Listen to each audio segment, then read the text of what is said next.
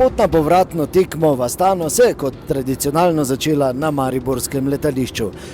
Naši fantje in spremljevalna ekipa so krenili na več kot 4000 km dolgo pot, kjer pa jih ne čaka samo 4-urna časovna razlika, pač pa tudi povsem drugačna igralna površina. A naši fantje so odločeni. Prednost 1-0 bi morala ob kakem zadetku na gostovanju biti več kot dovolj za napredovanje v tretji krog. Ja, zdaj smo 2 dni trenirali, moram povedati, da je to čisto nekaj drugega kot naravna, ampak dobro, situacija je taka, kakor je, mi se moramo navaditi na to in upam, da se bo dobro šlo. Prednost imamo, takšna je, kakor je, tako da moramo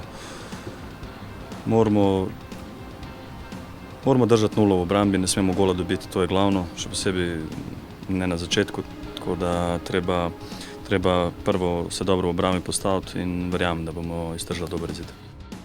Čas za pripravo tekme po zadnjem obračunu z Zavrčem so naši fantje izkoristili tudi za trening na umetni travi, tako da ta ne bi smela biti prevelika preglavica. Prav tako pripravljenost nogometašev, vsi so pripravljeni in zdravi.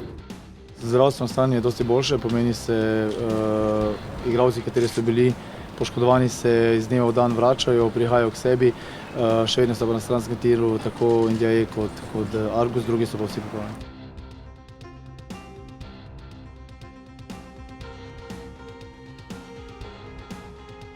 Zdaj nas le še ure ločijo do povratnega obračuna.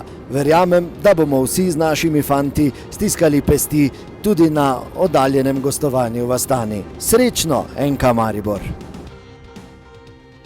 In ne pozabite, tekmo si boste lahko ogledali v neposrednem prenosu na nkmaribor.com in ji prisluhnili na Radio City.